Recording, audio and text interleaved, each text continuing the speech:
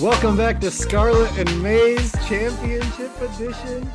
I want to take you back, Zach, to February 8th, 2023, just last year. Okay. Like Corum announcing he's coming back. He was at Chrysler Center at a basketball game. He had already announced it at the Rich Eisen show that he was coming back for another year, but he told the crowd at Chrysler, "We're going to win a national championship and we're going to go down in history." Like, honestly, for me at the time, I was like, calm down. You know what I mean? Like, Yeah. you don't got to say that. Like, just, be about it. I was just tired of them. They lost twice. I wasn't tired of them. I was tired of them getting to that point and then losing. You know what I mean? So I was just like, just do it. Like, don't say it, just do it. The narratives are a funny thing. So when Michigan lost to TCU last year, the narrative was that Michigan choked. JJ blew the game. They should have been better than the ref with a couple of bad spots before the fumble at the goal line, etc. Michigan just failed, period. So on Monday night, Michigan gave up 13 points in 13 possessions to the number one offense in the country. And the narrative seems to be that Michael Penix simply had a bad game or missed throws that he's never missed before in his entire life. And I would argue that Jesse Minter, a top 2 defensive coordinator in the country, Phil Parker, now debatably number 1 at Iowa, had this team figured out. I don't remember if I said it on the show last year or read it, or last week, or read it after we recorded, but the times that Penix struggled the most this year was when he got pressure right up the middle. He can't step up in the pocket the way he'd like, and he gets less accurate. What happened in the game was Chris Jenkins, Kenneth Grant, Mason Graham dominated the line of scrimmage when they were on the field. They got pressure with no blitzes. They only had 1 sack, but got tons of pressure. And because of that, 4-man pressure, they kept Michael Penix having to take longer to read and find openings in 7-man coverages, all while hoping the pocket wasn't collapsing. Penix had his lowest passing grade in a single game at Washington. Washington's 4.2 yards per play was the lowest under Kalen DeBoer. Michigan got pressure on Penix on 17 dropbacks. He got sacked once, scrambled for 5-yard once. So he threw 15 passes under pressure. Do you want to guess how many he completed? No. 3. Wow. I was going to say 2. 3 of 15 under pressure. 14 yards, 1 touchdown, 2 picks. This was not about a few missed throws from Penix.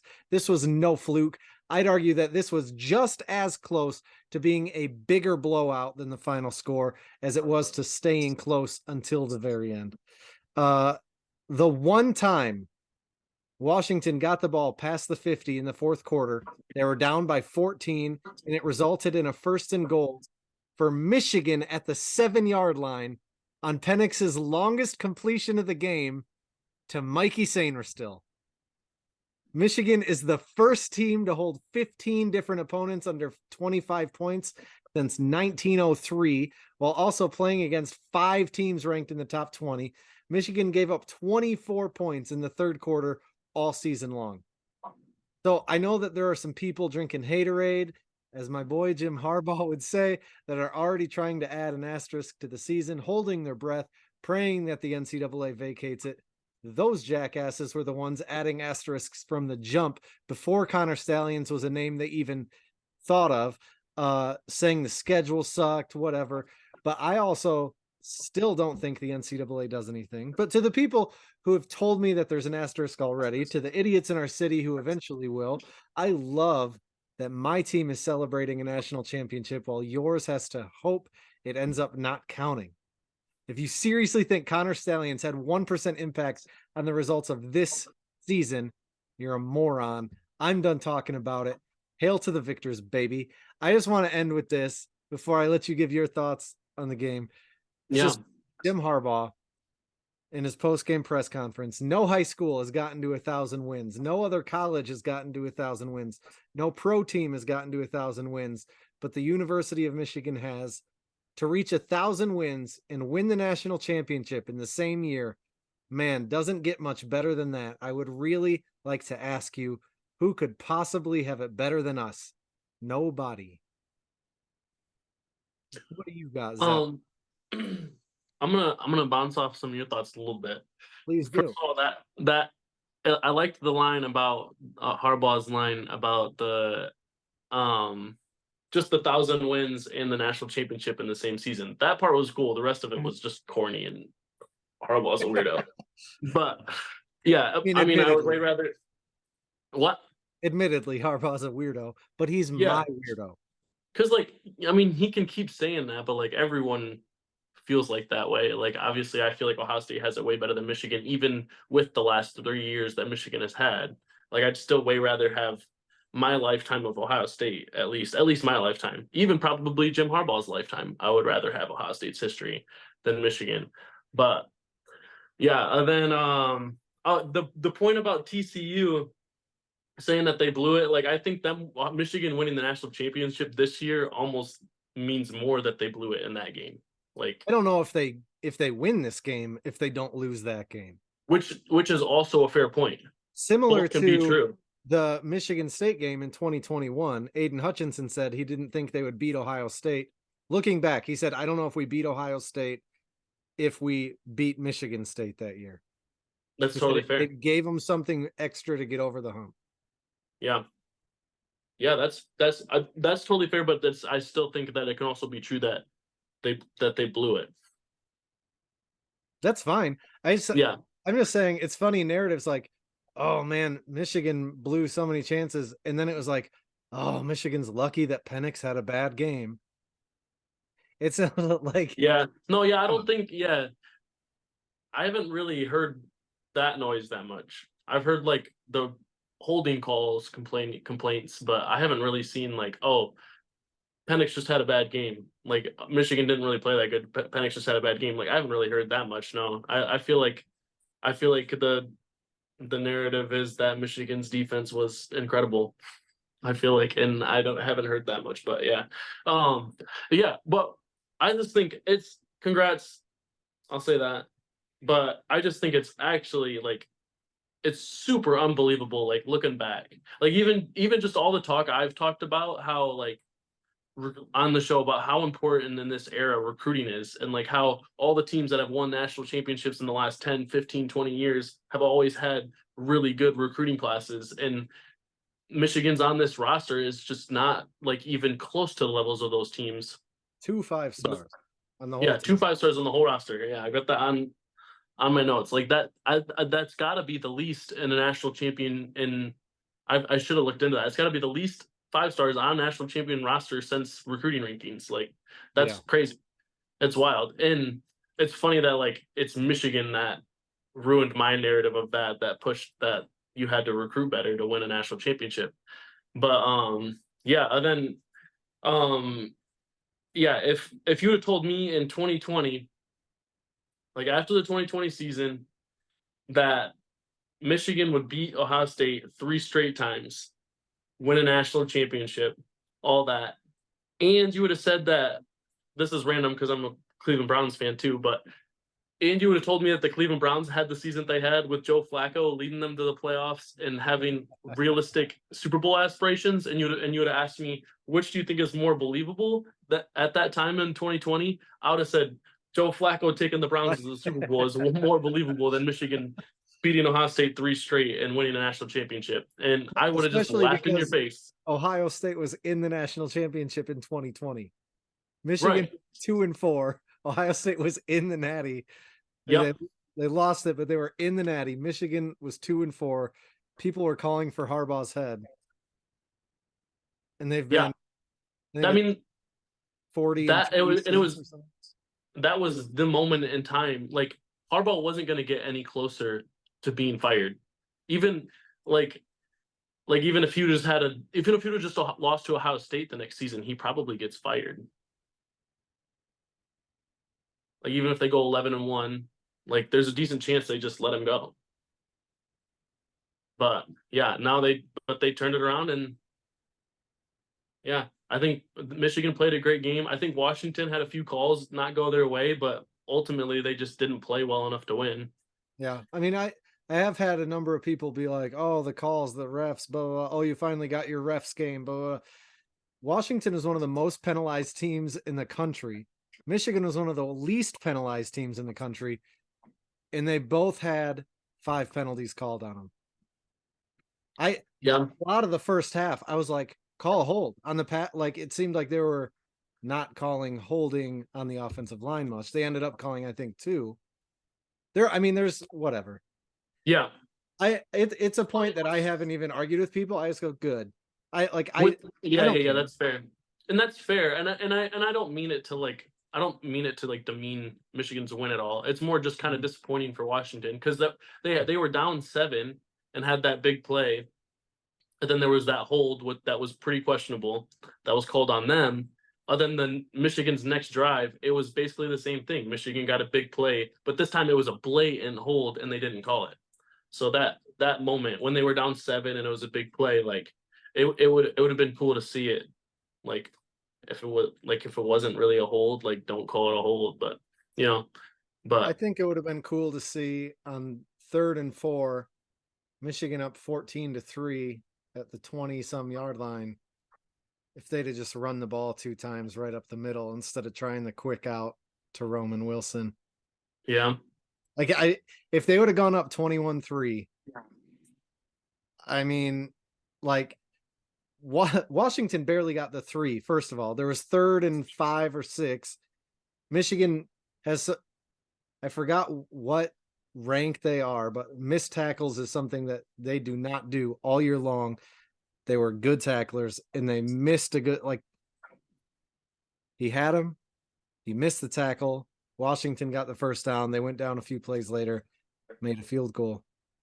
That's what I mean. Like it was close to not being as bad as last year, but like maybe getting close. When Michigan went up 14-3 and Yeah. then was Blake Corum got his run, I was like, this might get real bad. Yeah. I mean, credit to Washington. They adjusted their defense. Yeah. They were able to somehow have a defense that they didn't have most of the year. But Yeah, talk about like adjustments. Like I mean, other than once it got a hand with the turnovers, that's when it really fell apart for them. But yeah, they really put together the adjustments for the defense there. yeah, but that's what I mean too. Jesse Minner, I personally, so I think Mike McDonald is going to leave the Ravens and get a head coaching job, which is hilarious. I thought he was just going to be irreplaceable after his 1 year at Michigan, and now I'm Yeah, like, Jesse Minner is incredible. I'm worried that Minner will just go to Baltimore. Hopefully, John's got one more in the chamber, someone in the pipeline yeah, that he can send to Jim. But like, I don't think it was a fluke at all, the game that Penix played. I think he was confused. I think he was running for his life. And I think he got banged up by getting right. hit when he normally wouldn't. Yeah, yeah. I don't think he missed those throws just because he had an off game. I think he got a little rattled. Yeah. He missed throws that he usually hits, but he also doesn't usually get hit that much. Yeah. Yeah. Yeah. Did you have any more thoughts? Not really. So I also just wanted to take a second. I know you don't care, but this team was just special to me, man. Like from Corum and the other guys who stayed when they could have gone pro or transferred, especially in the portal era, to JJ McCarthy throwing a 47-yard touchdown against UNLV while they talked about his friend who died from cancer who wore 47 for UNLV. And then like as they're saying that, JJ like goes like this. So he had written 47 on his hand. Yeah. To the first game, I was able to watch with my son who was able to pay attention, where he started saying "Go Blue, great job." That's seriously just like a fun, fond memory that I'll probably remember forever. To the team responding to Tony Petitti's nonsense with bet right before beating a top 10 team on the road while throwing 8 friggin' passes. Michigan versus everybody. I know you hate that, but this is about me, not you. To a 3rd straight win over Ohio State. Blake Corum breaking the all-time touchdown record at Michigan, flashing the 6-5 against Ohio State, the play after Zack got hurt. Coming up big in every big game, Blake Corum. Harbaugh sending Zack up to get the trophy from Tony Petitti instead of being up there himself. And then coming up after Petitti left. JJ McCarthy's drive against Alabama, but also the fact, like, going back 3 years, right? Michigan beat Alabama in the Rose Yeah. Bowl with a month Yeah. off against the college coach GOAT, and Yeah. then never trailing in the national championship, sealed by an interception by Mike Sainristil, who stayed, and then a second touchdown by Blake Corum, who stayed. I was just sitting back while at the commercials, basically, of the post game stuff, thinking back about all of the moments that would have been soured if Michigan had not won this game. Yeah. Like, now, there were so many things throughout the year where it was like, oh, this part was cool. Oh man, this part was cool. To the point where, like, in a couple of group texts with other Michigan friends, it was like, hey, remember this? Hey, it was like going back through a friendship. Hey, remember this? Yeah. And it just points from the season that were just now good to remember, instead of like the revenge tour was almost cool. And now Yeah. it's, Yeah. I don't even like talking about it because of how it ended. Right. But yeah, no, it was a good year. Super fun. Well, there's so many questions now to be answered about Harbaugh, about what players come back, about all sorts of things. But it was a Yeah. good year. Yeah. It kind of reminds me of like 2014 Ohio State. There was a lot even just stacked against Ohio State, losing Braxton Miller early, losing to Virginia Tech and all that. But yeah, I pretty often I reminisce on that season more than any season, obviously. And there's like even like a 30-minute YouTube video that recaps that season. That's really cool that I watch pretty often. Yeah. There's, after the Corum run against Alabama in overtime, there's a picture of one of his teammates, one of the O linemen, kind of grabbing his jersey like this. They're celebrating, and Corum was just like scowling at the camera. And it looks so much like this picture from Michigan, Kansas, when Trey Burke hit that shot. Yeah. And that moment, like, I have a copy of that photo in my house, the Trey Burke one, but they lost to Louisville. Yeah. Yeah. So when that, like, I saw a picture of those two side by side, and I was like, please not again. Please not. I can't do that Yeah. again. So Yeah. the fact that Blake Corum won, that picture is just it's so much better. Like I Yeah. was saying, like, moments would have been soured. That's another one where I'm like, that Trey Burke look that didn't get wrecked. Oh, it was just so good. One step further take. Last one of the year.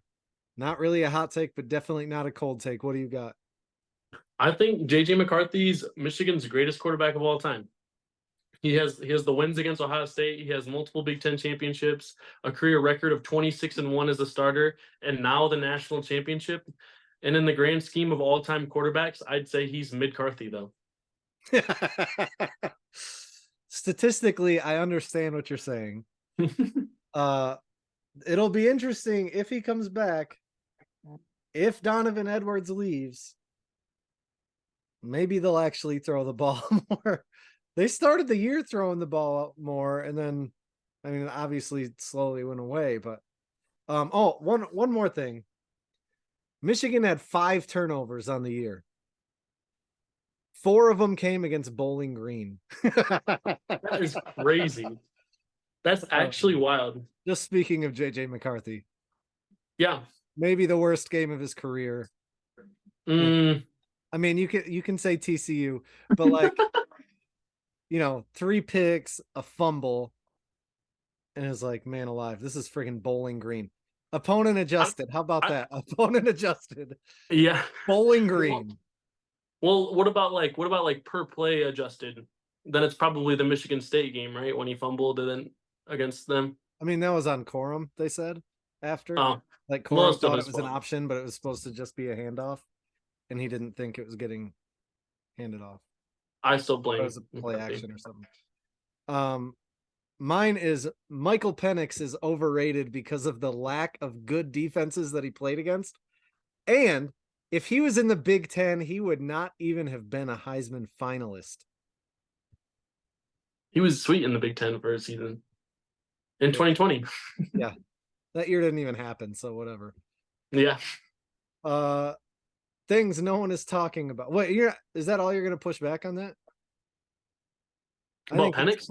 yeah, that's proof that it's not a hot take. That was a good one step further take. Great. I'll let you have your take. I don't have to push back on it. You can embarrass yourself. Everyone else will know, you know.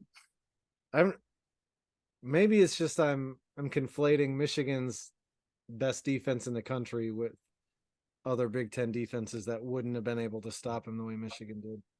Hey, Kyle McCord scored more points than Penix did against Michigan, so It's true.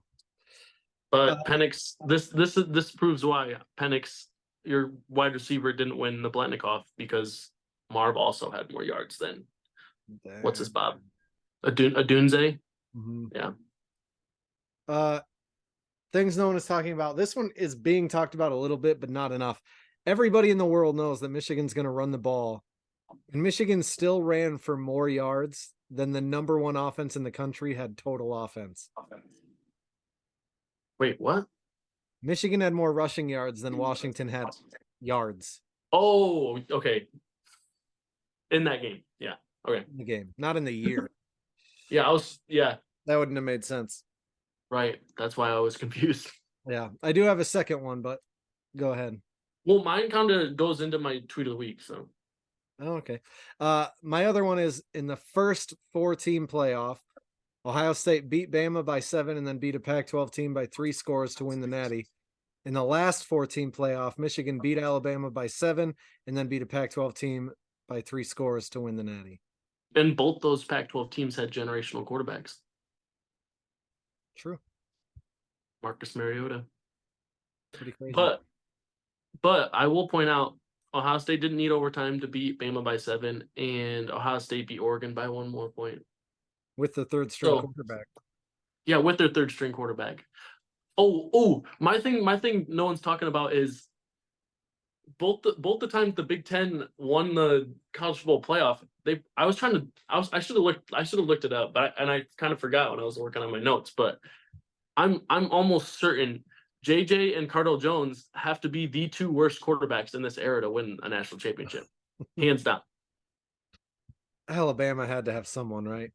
Like, I would even say Stetson Bennett was better than both of them.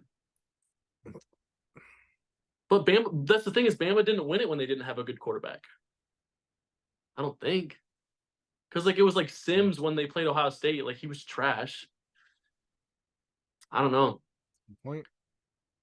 I mean, it was Watson and Lawrence for Clemson. Like, and then Tua and Joe Burrow and...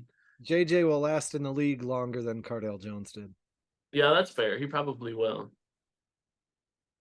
But Cardell Jones is a way cooler cat than JJ McCarthy. I don't know. Dude doesn't do yoga and meditation and stuff. All right, what's yours that goes into your tweet of the week? Okay, so my things no one's talking about is Ohio State is going to win the national championship next year. You heard it here first. Yeah, there is a reason no one's talking about that. 2024 Ohio State national champions. How surprised were you when they said that Georgia's the favorite to win it next year? I don't know who they are. I think ESPN. But I hadn't really looked at them. Maybe Vegas. To be honest. I don't know. I just heard that Georgia's the favorite to win it next year. This is predictable. This is who I'm hearing about it from, is from you. So honestly, yeah, I don't know. It makes sense, I guess. Like, they're probably it would make sense partly because of Bama's performance against Michigan. Like, everyone's just going to pick the best SEC team to be the favorite for next year, and they probably think that's kind of my point. If Michigan played Georgia's schedule and lost to Ohio State, and then Ohio State lost in the first round of the playoff, I don't think people would be talking about Michigan the way that they're talking about Georgia. But that goes the SEC not playing anybody, losing their one game, and then like, but they're still amazing. Okay. Yeah. It's partly because they're so convinced that those recruiting rankings matter so much, like I was. Mm-hmm. So Could be. Yeah. What's But your yeah, so my tweet of the week is from at FF Buck Cleve, like short for Cleveland. But the tweet says the last time Ohio State finished 10 or worse in the final AP poll was 2013.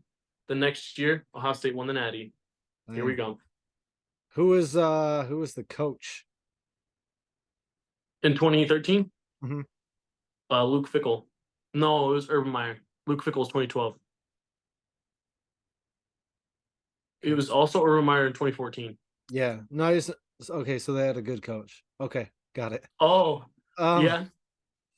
I wanted to have literally like 15 tweets of the week, one for each win of the year or something, but I cut it down to 2 just for you. The first one is an amazing year for our football team. The positive culture, leadership, and talent of this team was fabulous. They made it look easy, but it really wasn't. They appeared to embrace all of the sudden change they had and grew from that adversity every day. Congrats to all. Hashtag go blue. That was from John Beeline. Nice. Rest in peace. And then from Clayton Safey, really it was just from one of the press conferences. I think it was from today's the day after and not the press conference right after the game. But Jim Harbaugh and what Bo Schembechler would think of Michigan winning the national championship. Harbaugh said, I think about that. I think about Bo Schembechler in heaven looking down, and I think there are some things he'd be talking about. Coming off the ball with lower pad level, but I think he'd be really pleased.